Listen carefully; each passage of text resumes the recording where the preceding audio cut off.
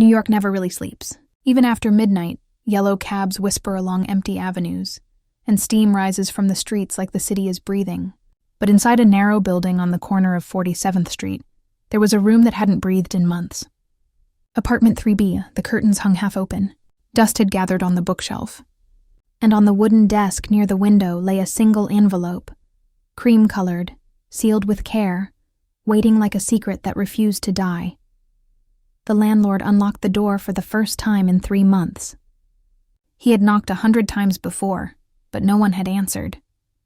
The rent was unpaid, the mailbox full, and the neighbors had already stopped asking questions.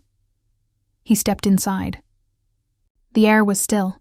Somewhere, a clock ticked, slow and heavy. There were photographs on the wall, a girl standing by a fountain, the same girl walking along a pier, laughing at something the camera never captured. Her name was Elena Reyes. No one had seen her since the second week of January. She had vanished like the last line of a forgotten poem. The landlord sighed. He didn't want to touch her things, but responsibility is a cruel thing. He began packing quietly, folding clothes, stacking books. Then he saw the envelope. It was placed in the middle of the desk, where the sunlight would fall every morning. Across the front, written in neat blue ink, were the words, "If anyone ever reads this, remember. I tried." He stared for a long moment. He was not the kind of man who liked mysteries. He lived in facts and bills and deadlines, and yet those 5 words made his throat tighten. He whispered, "I'm sorry, whoever you are," and placed the letter back exactly where it had been. He finished cleaning and left the room. The door closed with a tired click. Outside, traffic moved on, but inside apartment 3B, time stood still again. The kind of stillness that listens. Across the city, a man named Adam Cole sat alone in a small newsroom lit by the glow of computer screens. He had been a journalist for 9 years, chasing stories about missing people, failed promises, and half-truths buried under headlines. He was good at finding answers because he never believed in miracles. That night, a colleague mentioned the abandoned apartment. "Girl disappeared. Left some kind of letter," she said, sliding a note across his desk. He almost threw it away until he saw the initials at the bottom. R. Something inside him stopped. He didn't know why. He didn't even know her. At least that's what he told himself. He typed the name into his computer. Dozens of results came up, none of them her. No family, no social media, no trace beyond a lease agreement, and a university ID. It was as if Elena Reyes had been erased carefully, intentionally. Adam leaned back in his chair and stared at the ceiling. Outside the window, rain began to fall, soft at first, then steady. He remembered something his mother used to say before she died. Sometimes God speaks through silence. He didn't believe that anymore. But the silence in that apartment was about to speak to him. The next morning, Adam stood outside apartment 3B. The landlord eyed him suspiciously but let him in. 50 minutes, the man said. Don't take anything, Adam nodded. He stepped inside, and the first thing he noticed was the smell, old perfume mixed with dust and paper. He walked slowly, his shoes brushing against the wooden floor. On the table, he found a cup half filled with dried tea. The faint shape of lipstick marked the rim. He looked toward the window and saw the letter. It felt wrong to touch it, but curiosity often wins where faith fails. He picked it up carefully. The paper felt heavier than it should have, as if every word inside carried the weight of a goodbye. He read the front again. If anyone ever reads this, remember, I tried. He sat down. Outside, the rain tapped against the glass like someone knocking softly. He didn't open the envelope. He just stared at it, wondering what could make a person write such words. Was it regret? Was it confession? Was it love? He noticed something under the desk, an old photograph lying face down.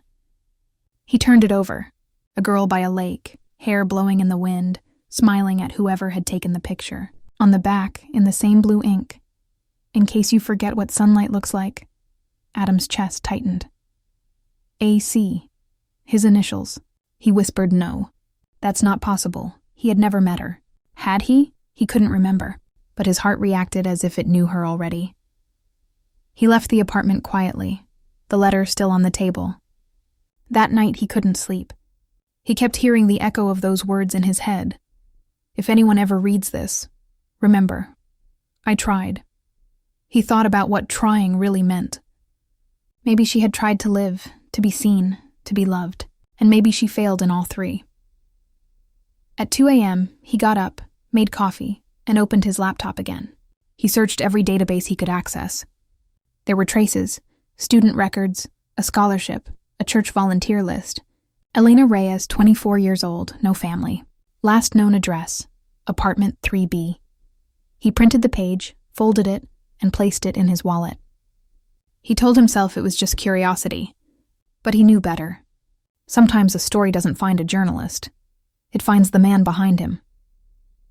The next evening, Adam returned. The landlord wasn't there this time. He unlocked the door with quiet hesitation and stepped into the half-dark room. The letter was still on the desk. Moonlight spilled across it like liquid silver. He sat down again, pulled a notebook from his coat, and began writing observations, something he always did when investigating a case. But the words wouldn't come. All he wrote was her name, over and over, Elena Reyes. He looked at the letter once more and whispered, "What did you try, Elena?" The wind outside howled softly, and for a fleeting second, he thought he heard a reply. A whisper that wasn't his own. Believe. He froze. The room was empty. He laughed nervously and shook his head. Great. Now I'm hearing ghosts, he muttered. Yet the air around him felt different. Warmer. Alive. He placed the letter back carefully and stood to leave. But just as he reached for the door, a drop of rain hit his wrist. He looked up. The window was open slightly. Outside, the rain fell heavy, washing the city clean. He stepped closer to close it, and that's when he saw it. A second envelope taped under the window frame, almost invisible in the shadows. His pulse quickened. He peeled it free and turned it over. On the back, written in the same blue ink, were 5 more words. You weren't supposed to find me. He exhaled slowly, the letter trembling in his hand. For the first time in years, Adam Cole didn't know whether he was chasing a story or being pulled into one. He slipped the envelope into his coat pocket, closed the window, and whispered to the empty room, I'll find you, Elena. Outside, the rain kept falling. And somewhere in the distance, a church bell rang. 3 slow chimes, like the beginning of something neither of them could yet understand. The stranger who found her name. The city had washed itself clean after the night's rain, yet Adam Cole felt heavier than before. He hadn't told anyone about the second envelope.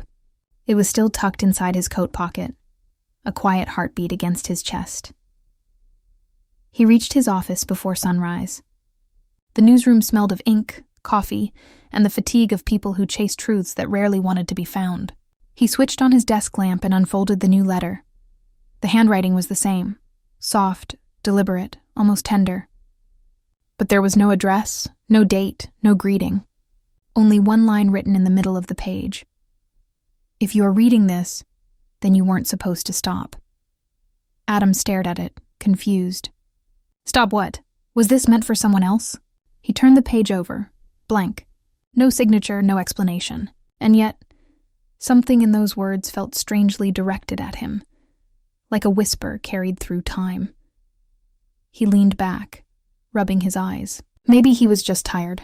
Maybe it was a coincidence, a name, a note, a forgotten life. But coincidences had never stayed coincidences around Adam Cole. He reached for the phone and called a friend, a digital archivist named Nora Patel. Adam? It's 5:30 in the morning. I know. I need you to run a background check. A woman named Elena Reyes, student, volunteer, disappeared 3 months ago. Send me whatever you find, Nora sighed. Coffee first. Files later. You owe me breakfast, he smiled faintly. Deal. When the call ended, he looked again at the photograph he'd found. Elena by the lake, sunlight in her eyes, wind in her hair. He traced the edge of the photo with his thumb.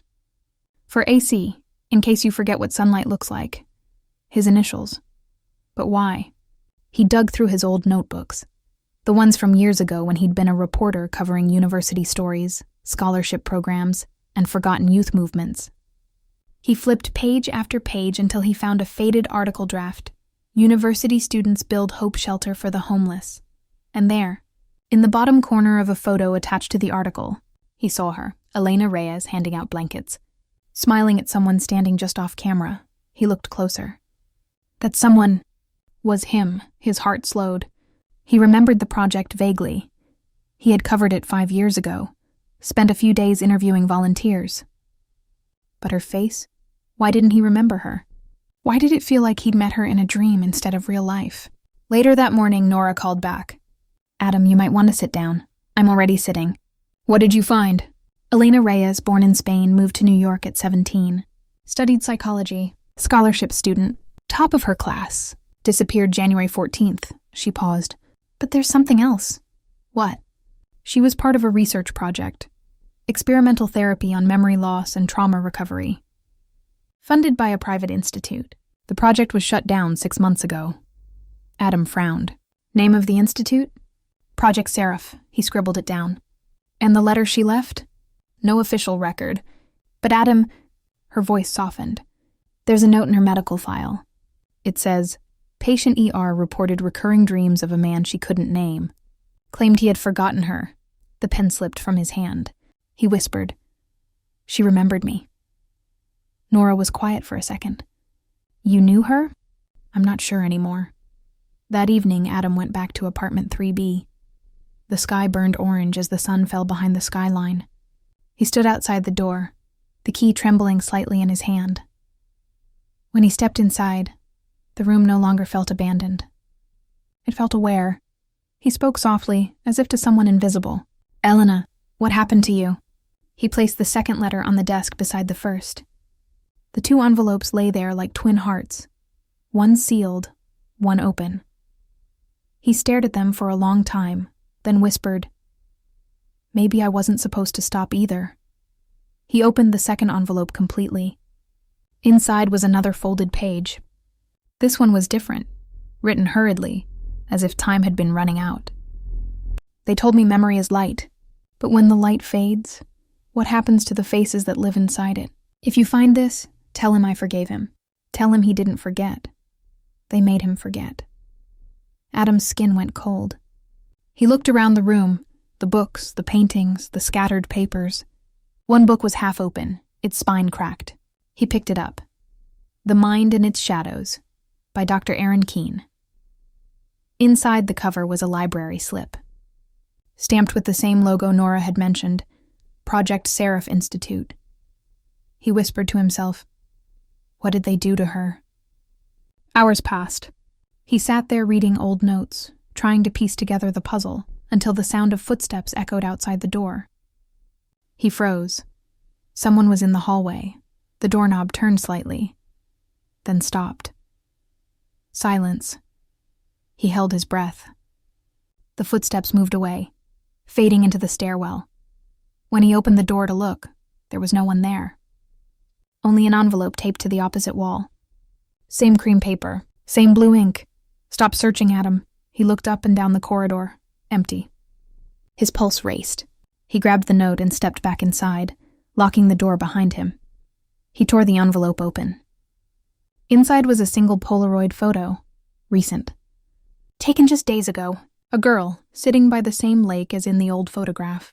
Her hair tied, her eyes tired, but unmistakably alive. Elena Reyes. A moment of stillness, Adam sank onto the floor, heart hammering. She's alive, he whispered. She's alive. But the back of the photo said something that made his hands tremble. Find the church where the bells never stop. I remember now. Do you? He shut his eyes, replaying the sound he had heard that night. 3 distant bells echoing through the rain. He opened them again. A decision had already been made somewhere inside him. He packed the letters, the photographs, the notebook, and left the apartment behind. For the first time, he wasn't chasing a headline. He was chasing a memory, his own. Closing narration. The streetlights flickered as he walked toward the subway. The city was alive again, noisy, restless. But inside Adam Cole, a quiet war had begun between reason and faith. If Elena Reyes had written those letters for him, then the story wasn't about disappearance anymore. It was about redemption. And somewhere, in a church where the bells never stopped, a girl who once forgave him was waiting to be found. Rain fell again that night, soft, unhurried, like the city was whispering secrets only it could keep. Adam Cole didn't sleep. He sat at his desk, the letters spread before him, the sound of thunder rolling far beyond the windows. Every time lightning flashed, the words on the page seemed to breathe. If anyone ever reads this, remember I tried. And beneath it, the echo of another line. They made him forget. The words looped in his head until they became more than ink. They became guilt. He turned the photograph over again. The girl by the lake, Elena Reyes. He could almost hear her laugh, faint and distant, like a song half remembered. He opened his notebook and began to write. Not as a journalist this time, but as someone trying to remember who he once was. I met a girl who believed in forgiveness more than in answers, and now I'm walking through a world built on both. But before he could continue, his phone buzzed. Nora. He answered immediately. Nora? Her voice came through, shaky. Adam, are you alone? He frowned. Yeah, why? She hesitated. I think someone's been looking through the system. The Project Seraph files I pulled? They're gone. Wiped clean this afternoon. What do you mean gone? I mean deleted. Not just hidden, erased. Even the backups. And there's more. A visitor log shows your name. He froze. That's impossible. I didn't access it again. I know, Nora whispered. But someone used your credentials. And whoever it was, like they knew what to delete. The call crackled for a moment, then went silent. Adam stared at the dark screen. Outside, the rain fell harder. By morning, he was back at the old apartment. The key clicked softly, the door opening with the same tired sigh. Dust hung in the air like smoke. He didn't know why he came back. Maybe he believed there was something he'd missed. A trace, a clue, a memory that had been waiting to be found. He began checking the drawers, one by one. Quiet, methodical. Most were empty, except for a few torn pages, a broken pen, and an old locket without a photo, and then, in the bottom drawer of the desk, hidden behind a layer of old paper, he found it, a wooden box no bigger than a book, unmarked. He pulled it out carefully. It was locked with a tiny brass clasp. Beside it, a folded napkin with 4 words written in blue ink. You are never a stranger. Adam's throat tightened. He opened the box gently. Inside, there was a stack of letters, unopened, yellowed at the edges, and beneath them a voice recorder, the kind used for therapy sessions. He pressed play. A woman's voice filled the room. Soft, familiar. Elena. Session 12. Memory recall attempt, date unknown. I keep seeing him again, the man in the photographs. The one whose name I can't say out loud. They told me he's not real, but my heart disagrees. Every time I wake up, I remember less of the world, but never less of him. Her breath trembled. If they erase this too, if I forget again, I hope someone finds the drawer, and if it's you, know that I never stopped waiting for you to remember me. The recording clicked off. Adam sat there, frozen. Every word felt like a hand reaching through time, pulling him back into a life he didn't remember living. He picked up one of the letters. On the envelope, a date, June 18th, 2018. 5 years ago, the same month he'd been in the university doing that story. His name was written on the top corner. He tore it open. Dear Adam, you once told me the mind forgets what the heart refuses to let go of. I believed you. That's why I never stopped writing, even when you didn't write back. They said what happened to you wasn't your fault, that the experiments erased what they shouldn't have. But I know the truth. You signed up because you couldn't bear to remember me. Adam closed his eyes. 1,000 fragments of memories collided. Her face by the riverside, laughter echoing between broken buildings, a promise made under rain. And then, nothing. A void, like someone had torn that part of his life clean from his mind. He whispered, almost to himself, "What did I do to you, Elena?" As he sat in silence, the old recorder beeped again, an automatic timer resetting itself. Then, without him touching it, the device clicked and began to play another file. Elena's voice returned. Softer now. Weaker. Session 13. If the letter reaches you, it means I failed to stop them. The church with the bells, it's real. They used it as a cover for the experiments. The bells weren't supposed to ring. They're signals. And when you hear them, it means they found you too. The recording stopped abruptly. Adam's hands shook as he set the device down. For the first time, he wasn't sure if this was love or warning. He grabbed his coat and the letters. He needed answers, and there was only one place to start. He looked around the room one last time. The light through the cracked window touched the edges of the drawer where he'd found the box. Something glimmered faintly. He bent down and saw it, carved into the inside wood, almost invisible. "You told me love survives memory," and beneath that, scratched faintly, "Prove it." He walked out into the cold, his reflection blurred in the rain. The city was waking up, unaware of the ghosts it carried. In his pocket, the letters felt heavier than paper. They felt alive. He didn't know what awaited him at the church, but he knew this much. Elena Reyes wasn't just a name in a case file anymore. She was the story his soul had forgotten to finish. Morning light broke through a thin curtain of fog. The city was quieter than usual, as if it, too, was trying to remember something it had lost. Adam Cole sat at the edge of his bed, the box of letters open before him. All night he had replayed Elena's voice in his head, each word a thread pulling him closer to a truth that scared him. The recording had ended with the phrase, "the church with the bells." But as dawn arrived, something else drew his eyes. Inside the box, beneath the last envelope, was an old photograph he hadn't noticed before. It was folded once down the middle, edges worn and faintly burned, like it had survived something it shouldn't have. He unfolded it slowly. Two people stood by a fountain. One clearly Elena, her hair tied back, her face turned toward the sun. The other, mostly in shadow, had his hand half raised as if reaching for her. Only part of his face was visible, but Adam didn't need the rest. He knew that hand. He knew the watch around that wrist. It was his. A shiver crawled down his spine. He whispered to himself, when was this taken? There was no date written anywhere. Only a single line scrawled faintly on the back. "We are what we remember." He left the apartment soon after. The streets smelled of wet concrete and roasted coffee. People hurried past him carrying umbrellas, unaware that one man among them was chasing the ghost of his own past.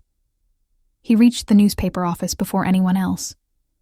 The security guard gave him a puzzled nod. "Long night, Mr. Cole?" "Longer morning," Adam replied, forcing a smile. Inside his cubicle, he placed the photograph under the lamp and zoomed in on the digital scan. He enlarged the background. A faint outline of a sign behind the fountain read, "St. Margaret's Square." He searched it online. Only one result appeared, an abandoned plaza beside an old cathedral on the edge of Brooklyn. Locals called it the Church of Endless Bells, exactly where the letters had led him. Before leaving, Adam called Nora. She answered on the second ring, voice still groggy. "You haven't slept again, have you?" "Not since I found something," he said. "A photograph. It's me and Elena. 5 years ago." "But you said you didn't remember meeting her." "I don't. That's the problem." He hesitated. "Nora, what if Project Seraph wasn't just research? What if it was mind alteration? Memory conditioning?" She interrupted.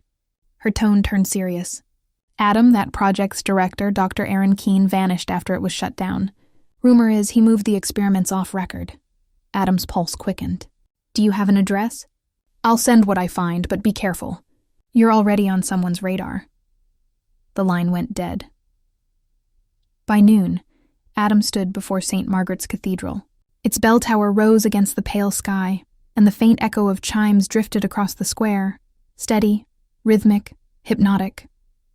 A cold wind tugged at his coat as he climbed the steps. The church doors groaned open. Inside, sunlight spilled through stained glass, scattering fragments of color across the pews. For a moment, the place looked abandoned. Then he heard soft footsteps near the altar. An elderly man appeared, dressed in simple gray robes. "Are you here for confession, son?"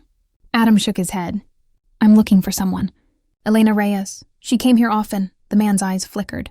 "Many people come here. Few stay. She left letters. She mentioned this church." The old man studied him carefully. "You're not the first to ask about her, but the others never came back." He turned, motioning toward the back of the hall. "There's a small room behind the choir. She used to sit there for hours. You may find what you seek." Adam nodded his thanks and walked slowly down the aisle. His footsteps echoed against stone. Behind the choir loft, he found a narrow door half hidden by shadows. It opened to a tiny chamber lined with wooden drawers and candle wax. Dust floated in the light from a single stained glass window. He could almost feel Elena's presence, like a scent that refused to fade. He began opening the drawers one by one. Old hymn books, cracked rosaries, letters from parishioners. Then, near the bottom, he found a small locked drawer engraved with initials, E.R. His heart pounded. He tugged it open. Inside lay another photograph. But this one was different. It showed Elena again, standing beside a table covered in medical instruments. And next to her stood a man wearing a white coat, Dr. Aaron Keene. Tucked behind the photograph was a short note written in the same gentle handwriting. "The bells aren't to call the faithful. They're to keep us awake." Adam stared at the image. The same bells he'd heard when he first found the letter, the same pattern of sound Elena had warned about. They weren't just church chimes. They were signals. He pulled out his phone and snapped pictures of everything. Then, from somewhere above, the bells began to ring again. 3 slow peals, then silence, then 2 more. Exactly the pattern from her recording. He stepped out into the main hall. The old priest was gone. The doors now stood wide open, light flooding the floor in golden streaks. Adam hurried outside. Across the square, a van was parked with tinted windows. As he approached, it pulled away smoothly and vanished into the street. He felt watched. He was sure of it. He turned the photograph over again. This time, there was more writing in faint pencil under the old ink. "If you remember this place, then memory still lives. Follow the light to where we first met." That night, back in his apartment, Adam spread the photographs on the table. The one by the lake, the one by the fountain, and now the one from the church. 3 places, 3 pieces of a life that seemed to have been lived twice. He pinned them to a board and drew connecting lines. Like Fountain Church, each marked a year of his life he barely recalled. He poured himself coffee, then stared at the faces again. In every photo, Elena's gaze pointed somewhere off camera, as if she was looking at whoever was taking the picture. Not the lens. Someone else. Someone hidden. He noticed something else, the reflection in the church window behind her. A faint outline of another person holding a camera. He zoomed in. It wasn't Dr. Keene. It was him. Adam. The coffee cup slipped from his hand and shattered on the floor. He whispered, "I took this. But how? Why couldn't he remember?" The hours blurred. Outside, the wind howled against the glass. Inside, Adam searched through his own archive. Old flash drives, hard disks, forgotten folders. In a dusty USB marked Serif A, he found a file that hadn't been opened in years. He double-clicked. A video appeared. Date, June 18th, 2018. The same day as the letter. The camera shook slightly as it focused on a young woman sitting under a tree, Elena. She smiled shyly at whoever held the camera. Then a man's voice spoke from behind the lens. His voice. "Say your name." "Elena Reyes. And what are we doing here?" "We're proving love can survive memory." Static burst across the screen. The image froze. Adam's hands trembled as he closed the file. So it was true. He hadn't just known her, he had loved her. And then he had willingly become the experiment. Project Serif had promised to erase pain, not people. But in erasing the pain of losing her, he had erased her entirely. He covered his face with his hands. For the first time, tears came. Not from sadness, but from the sudden understanding that love, when forgotten, becomes a wound that never heals. Near midnight, his phone buzzed again. A message from an unknown number. "You found the photograph." "Stop now, Adam. The next memory isn't yours to keep." He stared at the text, heart pounding. He typed back, "Who are you?" No reply. Only the sound of the city's distant bells. 3 slow rings, too quick. He turned to the window. Far below, a silhouette stood on the corner of the street watching his building. When their eyes met, the figure stepped back into the shadows and was gone. Adam sat there till morning, surrounded by letters and photographs that told a story he had once chosen to forget. Elena had loved him enough to forgive. He had loved her enough to erase himself. Now memory was demanding a price. He whispered into the quiet, "Elena, if you can hear me. I remember now. I'm coming." Outside, the first light of dawn spilled across the skyline, and somewhere, in the distance, the bells began to ring again. Part 5. The cafe that never closes. The rain had been falling for 3 days straight. New York looked softer under it, less like a city and more like a dream that refused to end.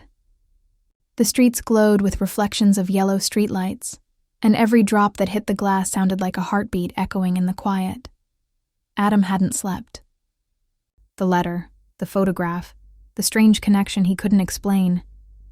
They'd all been circling in his head like a song stuck on repeat.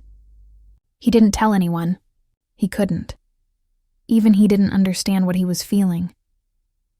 It was past midnight when he found himself standing outside an old cafe near the edge of the city, a place he'd never noticed before. The neon sign above the door flickered in the rain. The Lantern Cafe, open always. He almost smiled at the name. Open always. In a city where everything eventually closed, this place felt like it belonged to another world. The bell above the door rang softly as he entered. Warm air brushed against his skin, carrying the smell of coffee, cinnamon, and old stories. There were only 2 people inside, an old man behind the counter polishing cups, and a young woman sitting near the window, writing something in a notebook. Adam sat at a corner table, his jacket still wet. The old man gave him a nod, poured a cup of coffee, and placed it before him without asking what he wanted. It felt like the kind of place that already knew what you needed before you said it. For a while, Adam just stared outside. The rain looked silver under the streetlight, and his reflection in the window seemed like a stranger watching him back. He thought of Elena, her empty apartment, her letter, her photograph, and that feeling returned, as if somewhere she was still watching him. "You look like you've seen a ghost." The old man's voice broke his thoughts. Adam looked up. The man smiled, softly, kindly.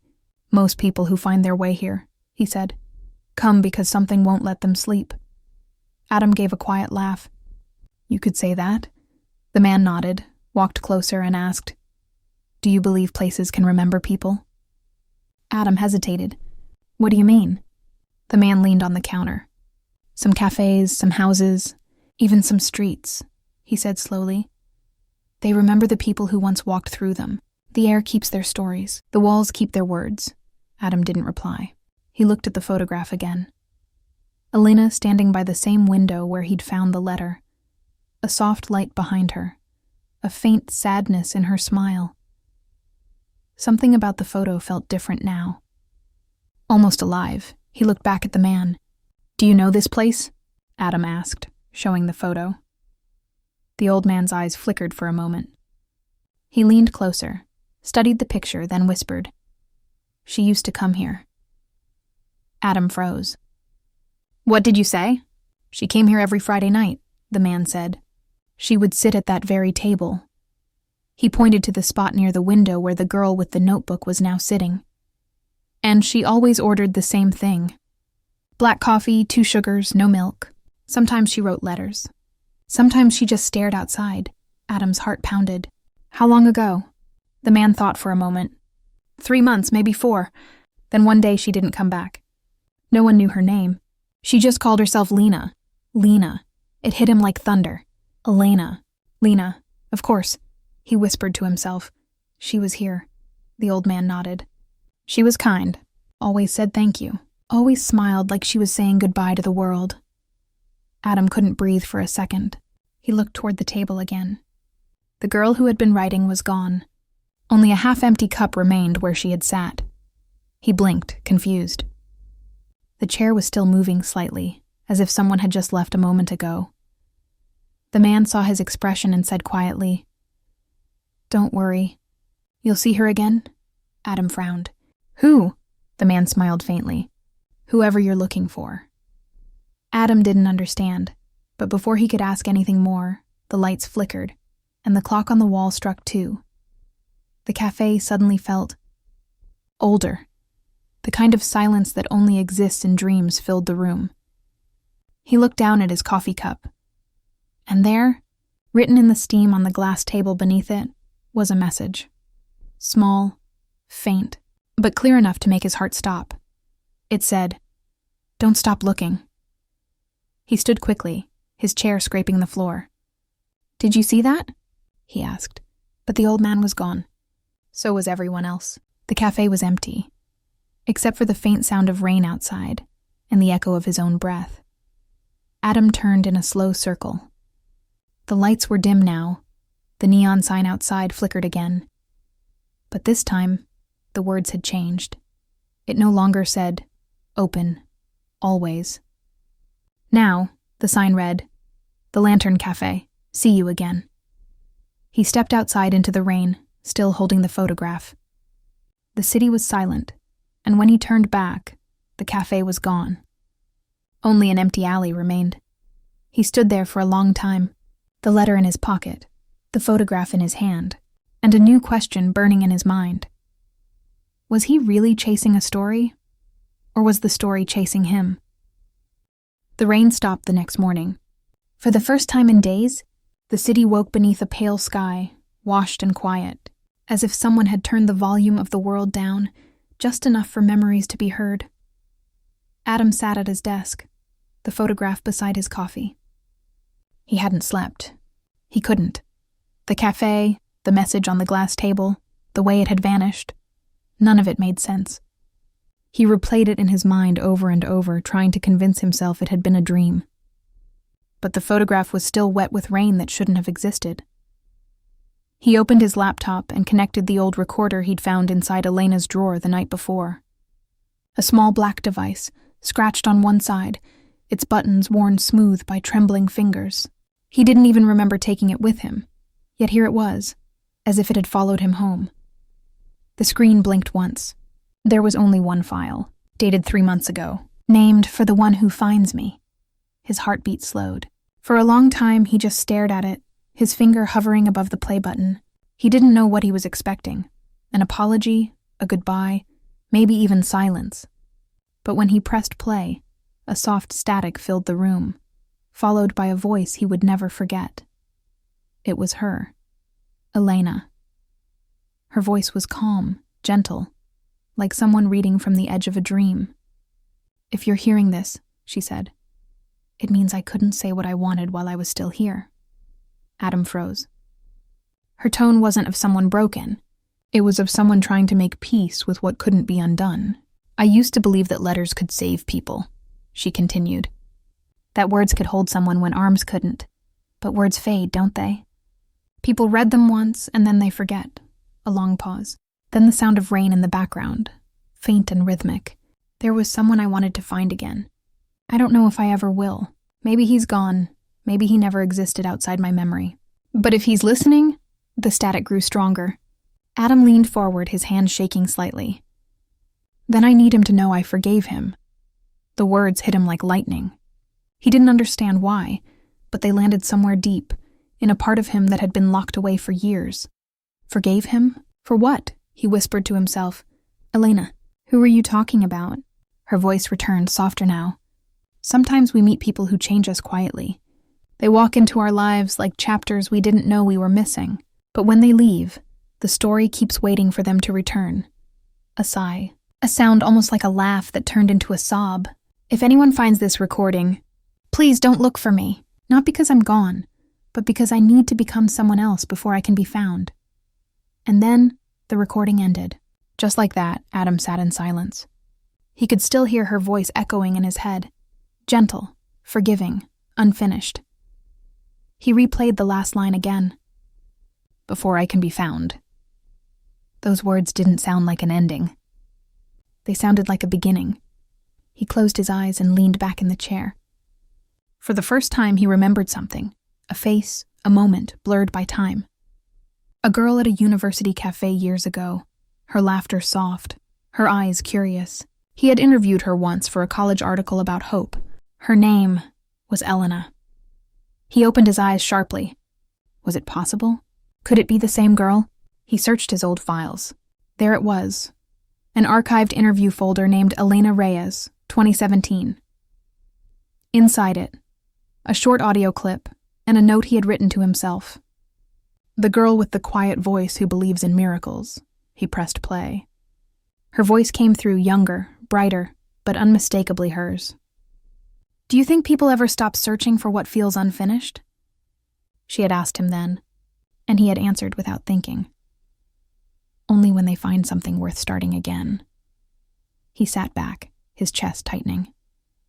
He had forgotten that moment completely, but she hadn't. Maybe she had written that letter for him all along. The doorbell rang suddenly. A sharp sound in the silence. He stood up, walked slowly toward the door. When he opened it, no one was there. Only an envelope lying on the floor. He picked it up carefully. It was soaked from the rain, but he could still make out the faint handwriting. It said, "For the one who finally listened." Inside was a single flash drive. He connected it to his laptop and a new folder appeared. Hundreds of recordings, all named after dates and times. Each one started with her voice. Each one ended the same way. "If anyone ever reads this, remember. I tried." He listened for hours until the sun began to rise again. Every recording was like a piece of her heart, a conversation she had with herself, with the city, with him, without knowing he'd ever hear it. And then, in the last file, she whispered something new. "If you found me, Adam, come back to where it began. I'll be waiting." His breath caught. She had said his name. The recordings weren't just memories. They were directions. He looked outside. The city was waking again. Cars moving, people rushing to their lives. But for him, the world had stopped. He reached for his jacket, grabbed the photograph, and whispered to himself, "I'm coming. Elena." As he stepped outside, the wind carried a faint echo, the sound of her voice, somewhere between the static and the dawn. "Don't stop looking." The city looked different when you had a reason to look for someone. Every shadow seemed to whisper. Every reflection felt alive. And even silence had something to say. Adam walked through the same street where it had all begun. The narrow lane, lined with old brick buildings and flickering streetlights. The morning sky was still gray, half asleep, and the air carried the scent of last night's rain. He stopped in front of the building he had visited weeks ago, the one that held her apartment, the one that started it all. The door creaked as he pushed it open. Dust floated in the air like faded memories. He climbed the stairs slowly, every step heavier than the last. The closer he got, the louder the sound of his own heartbeat became, as if the building itself was waiting for him. When he reached the 3rd floor, he paused in front of her door. Apartment 3B. The brass number was rusted now, and a thin line of light slipped through the crack beneath the door. He didn't remember leaving any light on. He turned the handle. The door opened easily, too easily. Inside, the air was cold again, still, untouched, yet not empty. The faint smell of lavender lingered, the same scent he had noticed before. The photograph was still in his pocket. He took it out, looked at her face again, Elena standing by the window with that half-smile that looked both hopeful and heartbroken. The same window stood before him now. And behind it, the same view. The city skyline in the distance. The endless hum of life that never truly stopped. He stepped closer. The glass was clean, as if someone had just wiped it. Outside, the wind moved softly, brushing the curtains like unseen hands. And then, for the briefest moment, he saw it. A reflection that wasn't his own. A woman standing beside him in the glass. Her outline faint, her hair catching the light just enough to seem real. He turned sharply, but no one was there. Only the still air and the quiet sound of his breath. He looked back at the reflection. It was gone. He let out a shaky breath. Maybe it was just his mind. Maybe. He walked to the small desk under the window, the one where the letter had first been found. This time, the surface wasn't empty. There was something new there. A single key. Small, silver, tied with a red thread. And beneath it, a folded note. He hesitated before picking it up. The handwriting was hers. He knew it instantly. The same curved letters, delicate but steady. The note said, "You're not late. You're right on time." He stared at the words for a long moment, unable to move. The window behind him flickered faintly with light from the street outside. It was impossible, unreal. But so was everything else since the day he found her letter. He looked around the room again. Something had changed. The bookshelf that had once been empty now held a small box on the top shelf. He reached up and brought it down carefully. Inside the box was a cassette tape. Old, dusty, labeled in blue ink. Window 2 a.m. He found an old player in the drawer beside the desk, as if it had been waiting there for this moment. He pressed play, static. Then, her voice, soft, trembling, and painfully familiar. "I used to sit by this window every night," she said, "watching the city, waiting for someone to remember me. The lights below always reminded me of promises. Bright for a while, then gone before you realize they faded." Her voice paused. He could hear her breathing softly, almost as if she were still there, sitting right beside him. "If you ever find this, I want you to stand where I used to stand. Look out through the glass. Tell me what you see." He obeyed without thinking. He turned toward the window, pressed play again, and whispered, "I see the city, the lights, the rain returning." As if she heard him, her voice continued, "Good. Then maybe we're both looking at the same thing." His chest tightened. She was gone. And yet she wasn't. Every word she had left behind was leading him somewhere, step by step, window by window. The recording went on. "There's a place I used to go when I couldn't breathe," she said. "A place where the noise couldn't find me.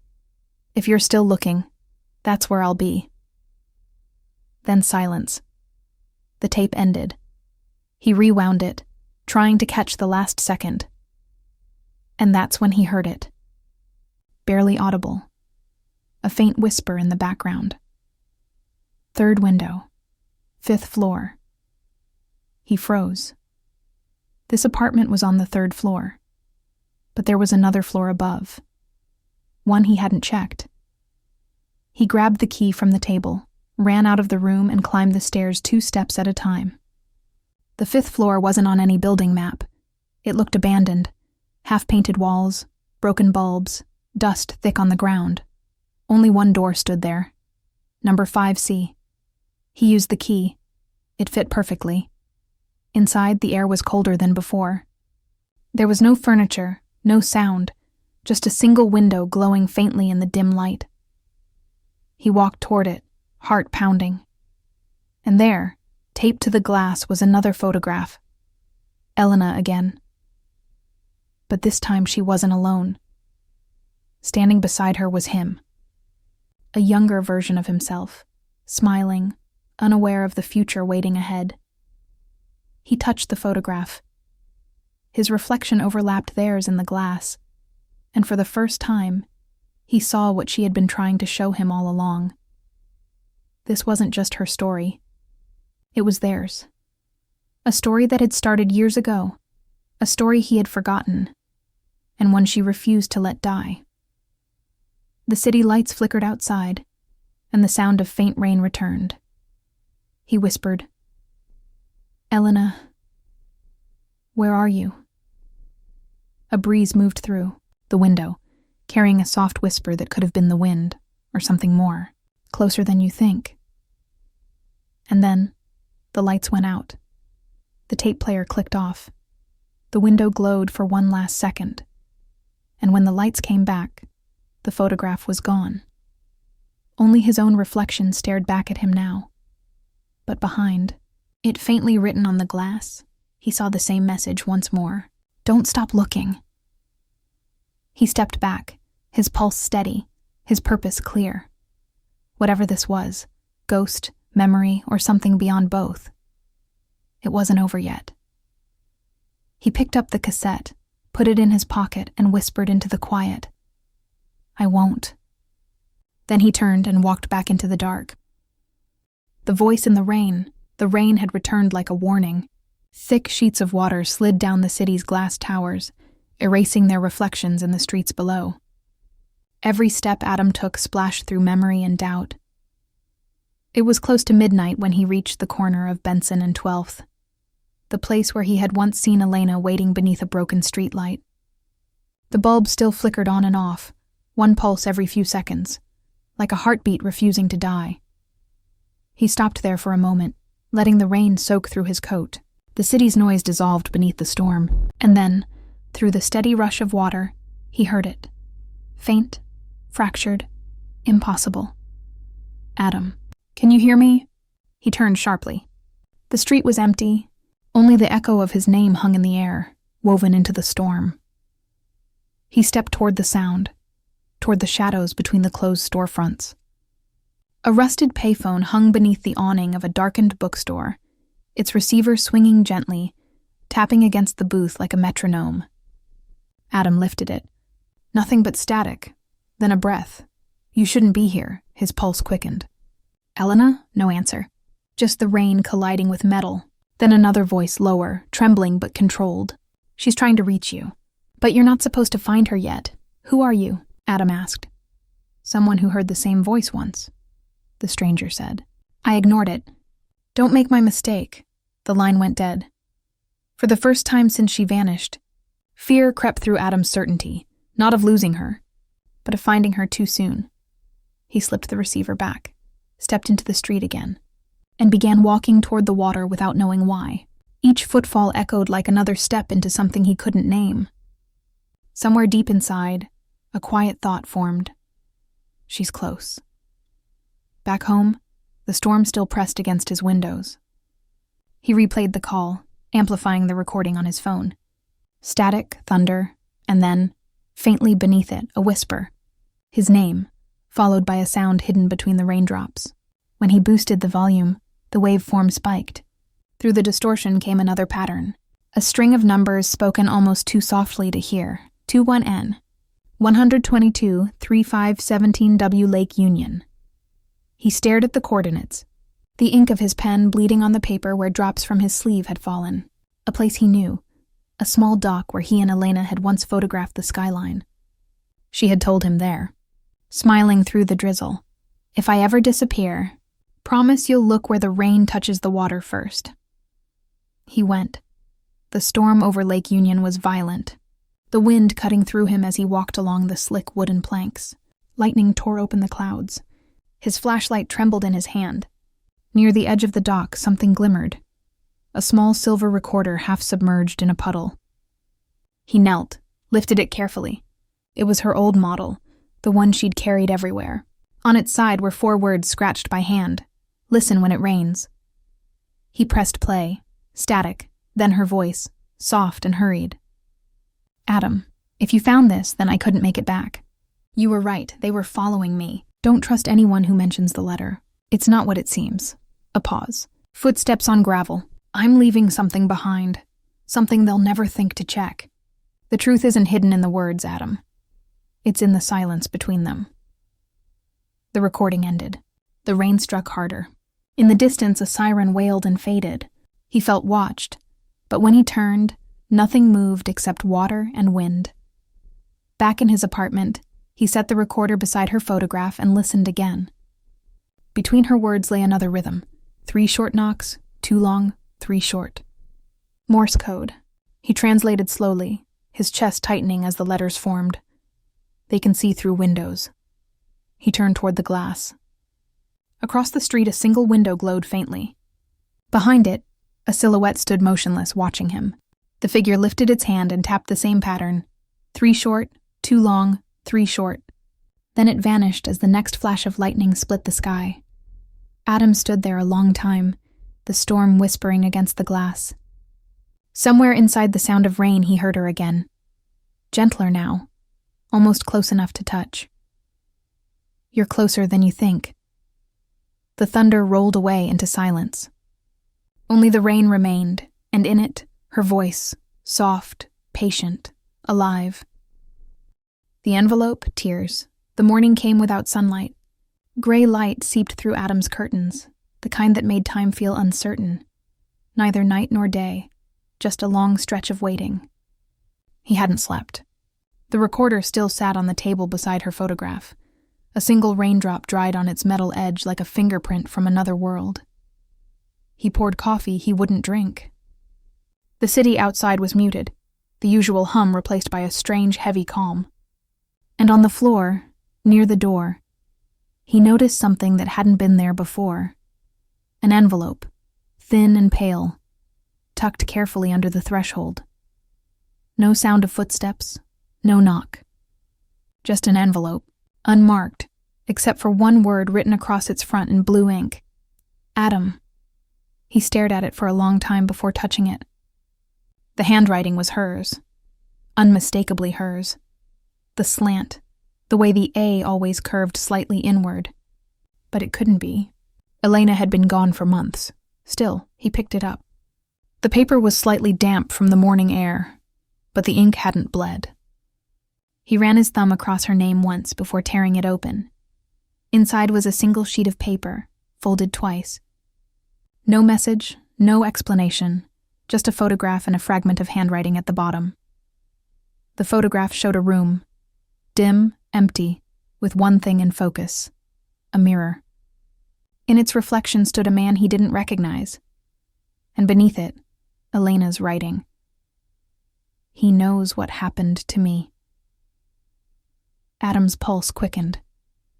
He flipped the photo, searching for clues, anything. A date stamp, a shadow, a sign. Nothing. The only detail was a faint watermark from a print shop he knew. Harrison Prints. 5th Avenue. He was already out the door before he realized he hadn't finished dressing. The rain had stopped, but the streets glistened with leftover stormlight, puddles reflecting the gray sky. When he reached Harrison Prints, the shutters were half down, a sign swinging gently that read, "Closed for renovation." He looked through the glass. Dust floated in the stale air, but inside, near the counter, he saw movement, the faint turn of a figure in the shadows. He knocked once.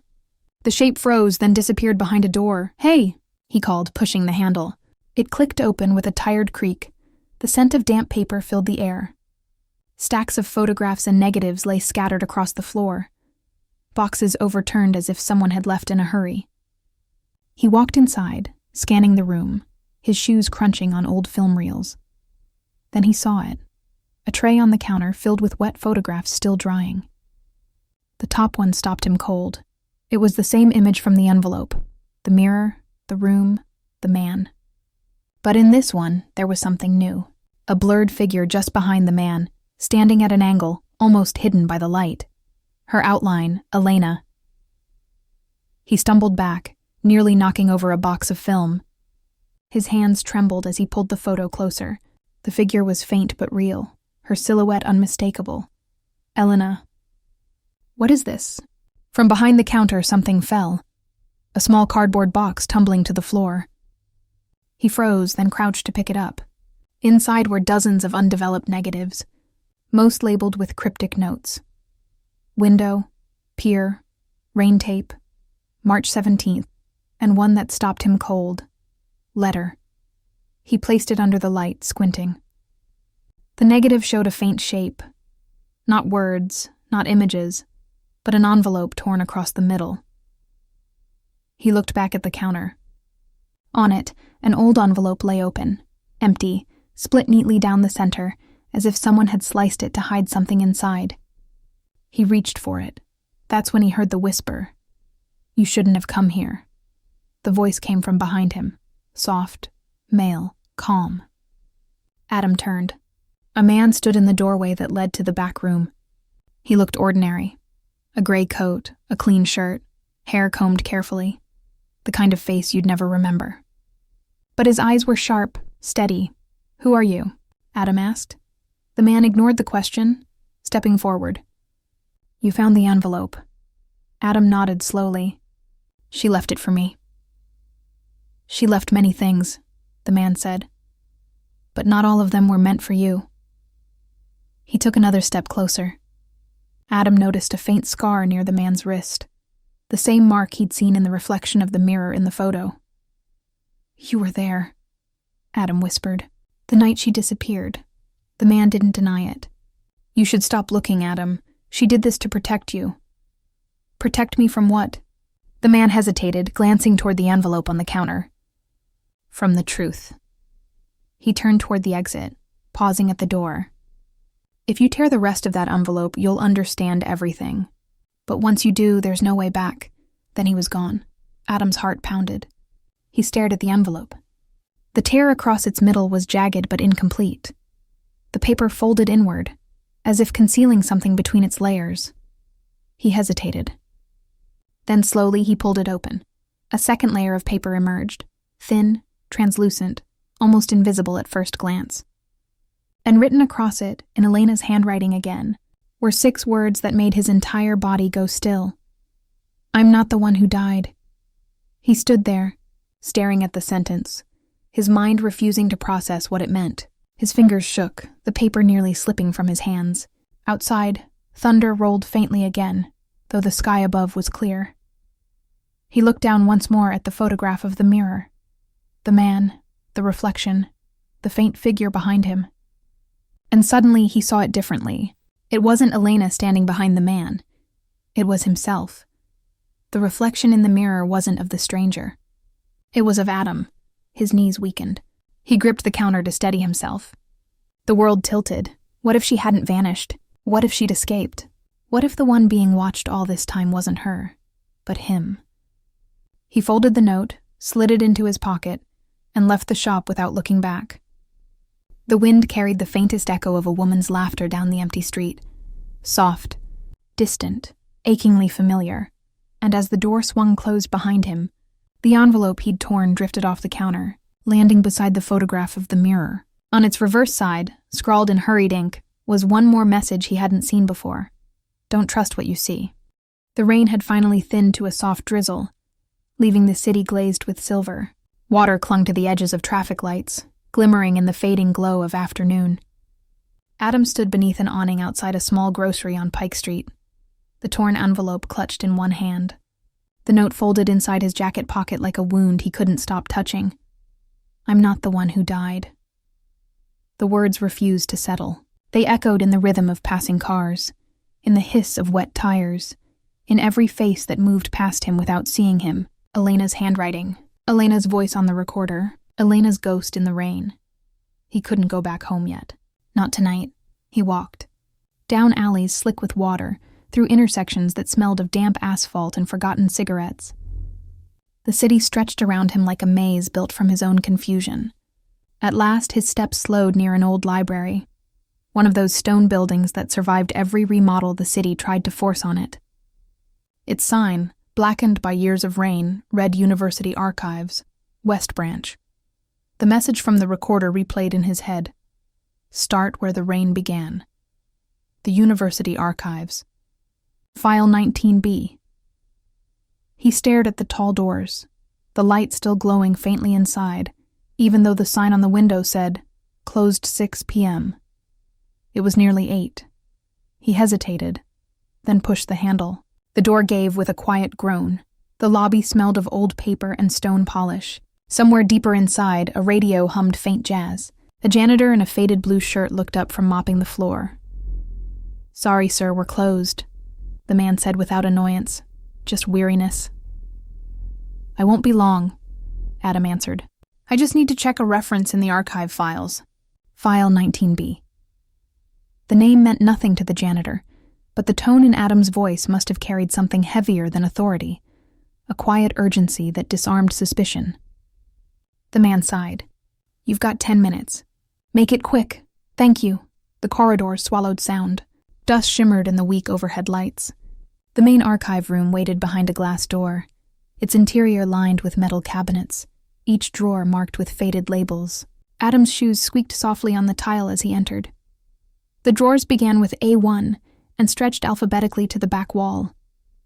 His fingers trembled slightly as he traced the labels until he found it. 19B.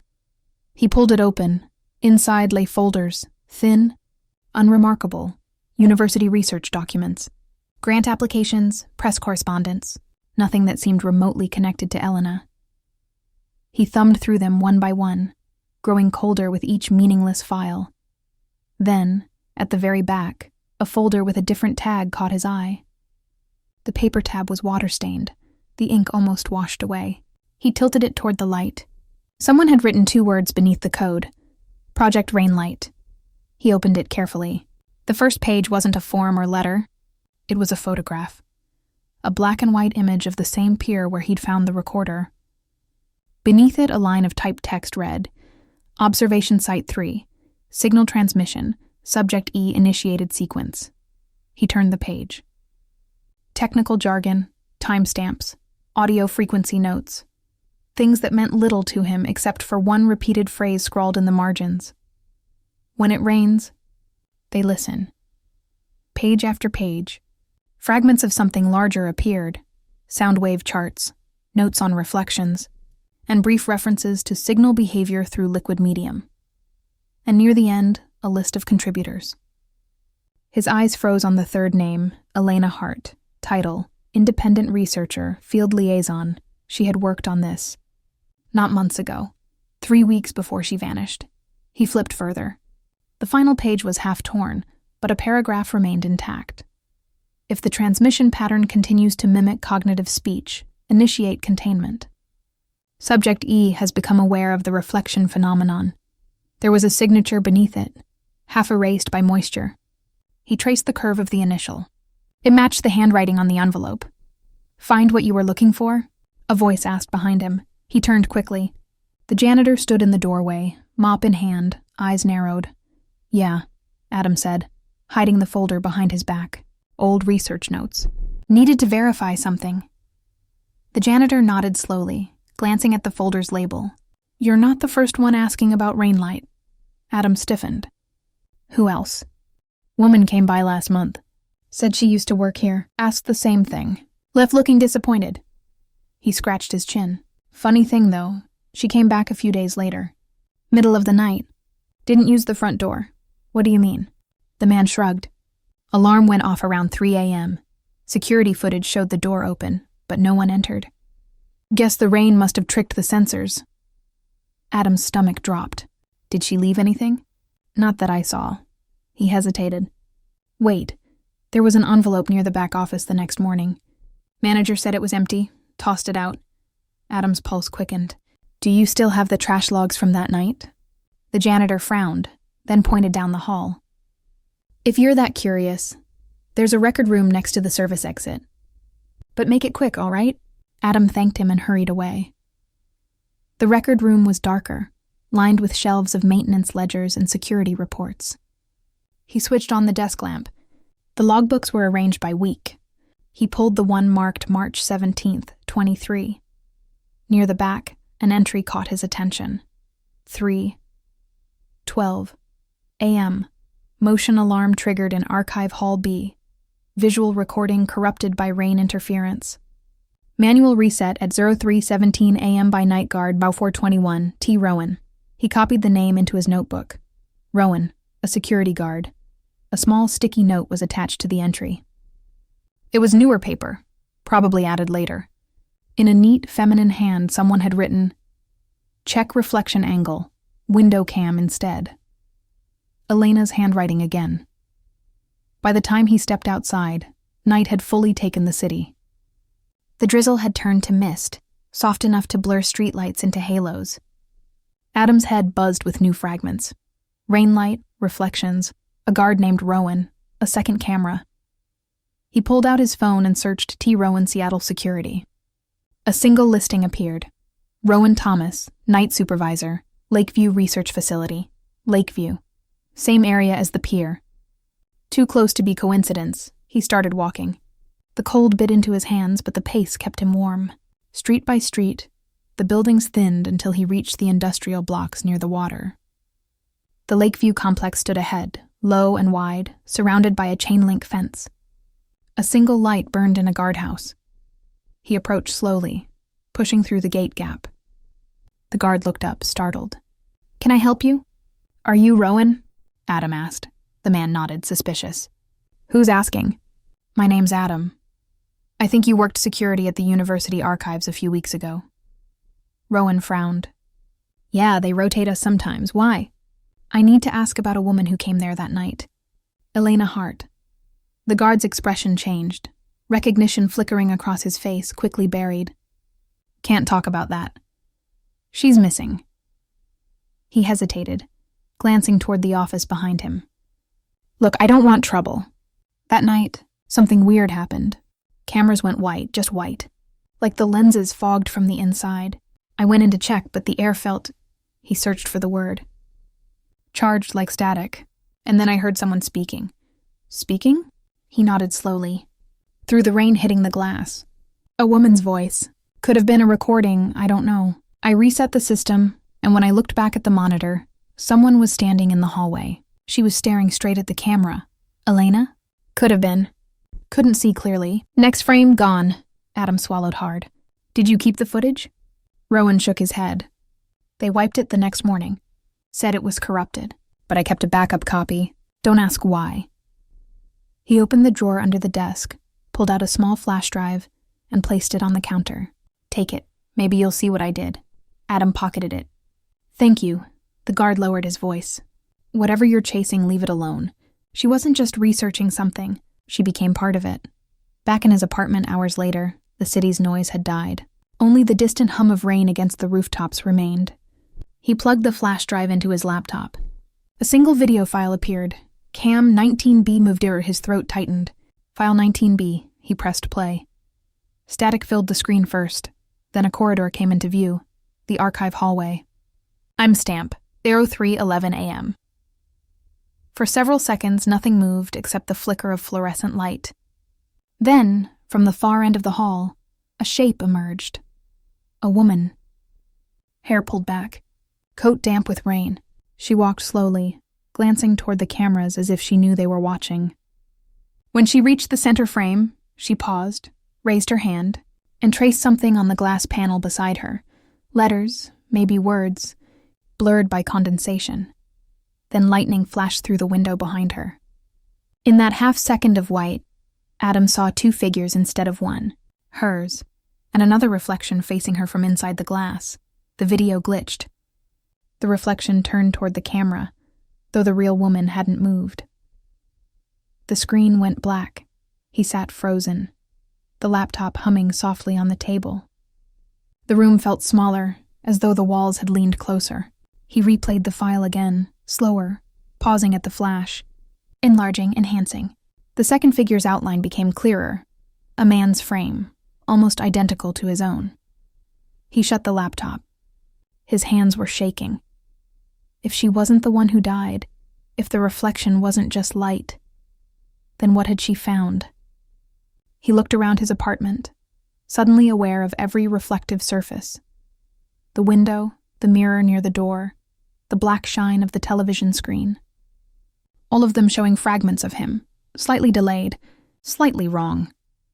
He grabbed the notebook, opened to the page titled "The Search Begins," and wrote beneath it, "Project Rainlight, NAS link between water and reflection.